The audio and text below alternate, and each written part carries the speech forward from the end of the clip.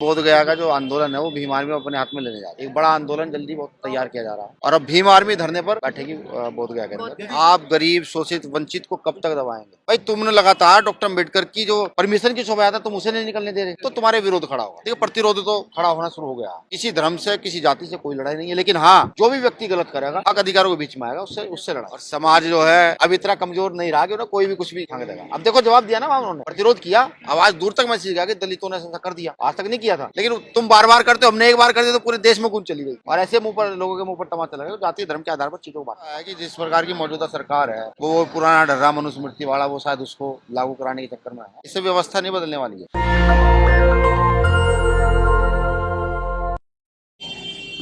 और देश के बुद्धिजीवी वर्ग से आह्वान करें कि वहाँ पहुंचे। देखिए ये सिर्फ बाबा साहब अम्बेडकर की मूर्ति का मामला नहीं है, ये यहाँ शोषित वंचित वर्ग की से जुड़े व्यक्तियों की आस्था का भी मामला है।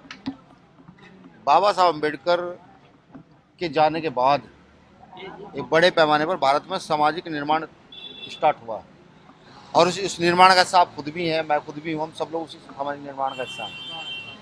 अब समझ ये नहीं आ पा रहा कि वो लोग सामाजिक निर्माण में बाधा क्यों डालना चाहता है।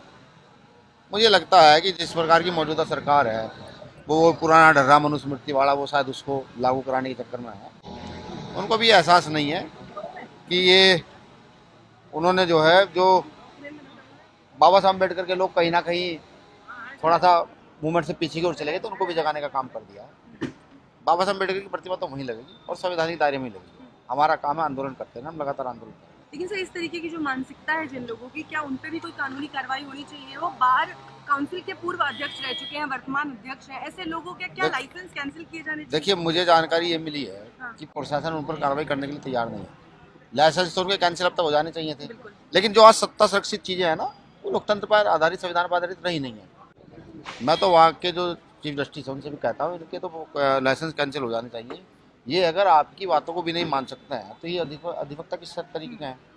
पूरे देश का अधिवक्ता डॉक्टर बाबा साहब अम्बेडकर के पक्ष में खड़ा रहता है, दो अधिवक्ता जो बाबा साहब अम्बेडकर के विरोध में चले जाता है। ठीक, इससे व्यवस्था नहीं बदलने वाली है। लेकिन सर वो तो ये भी मानने से इनकार करते हैं कि बाबा साहेब जो थे वो संविधान निर्माता थे। वो कहते हैं कि मेरे सामने उन्हें संविधान निर्माता मत कहिए, आप BN राव को संविधान निर्माता कहिए। उन्होंने शायद बाबा साहब अम्बेडकर को पढ़ा नहीं है। बाबा साहब अम्बेडकर प्रारूप समिति के अध्यक्ष थे और अगर इतने ही सब लोग वहाँ पर थे या उनके जो पुरखे भी थे, अगर वो इतने ही संविधान बनाने वाले थे, सब काम करने वाले थे, तो कहीं नाम दिखाए ना क्या क्या किया। 6-7 लोग उस कमेटी में थे, सब लोग इधर उधर थे। बाबा साहब अम्बेडकर 18 घंटे काम कर रहे थे इस देश की व्यवस्था को बनाने के लिए। तो मुझे लगता है उनके ज्ञान में कमी है।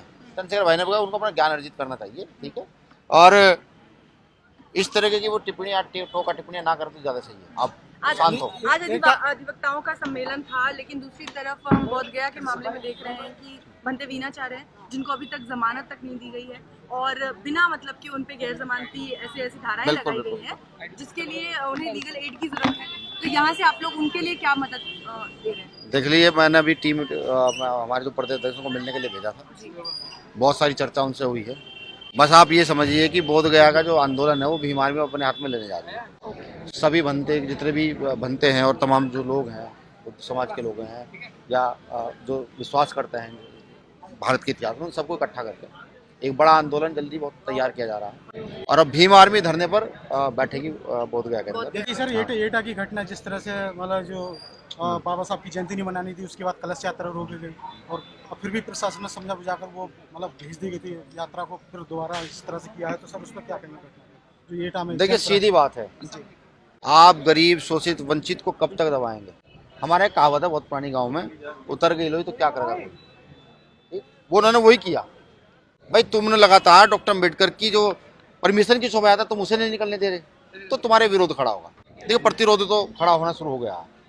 किसी धर्म से किसी जाति से कोई लड़ाई नहीं है, लेकिन हाँ जो भी व्यक्ति गलत करेगा हक अधिकारों के बीच में आएगा उससे लड़ाई। यदि फिर से रोकेगी तो फिर से आगे ऐसे ही होता रहेगा। समाज अब कमजोर नहीं है, डॉक्टर अम्बेडकर का संविधान यहाँ पर, ठीक है, और समाज जो है अब इतना कमजोर नहीं रहा कि उन्हें कोई भी कुछ भी खाने देगा। अब देखो जवाब दिया ना उन्होंने, प्रतिरोध किया, आवाज दूर तक मैसेज गया कि दलितों ने ऐसा कर दिया, आज तक नहीं किया था, लेकिन तुम बार बार करते हो, हमने एक बार कर दिया तो पूरे देश में गूंज चली गई, ठीक है, और तुम फिर करोगे तो फिर किया जाएगा, फिर गूंज जाएगी।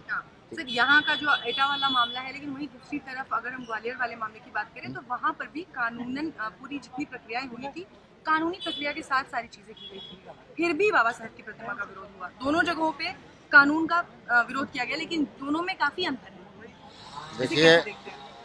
देखिए पहले विरोध नहीं होता था, आज समाज प्रगति की ओर आगे बढ़ रहा है तो सही गलत का ही पहचान हो पा रही है, विरोध हो रहा है।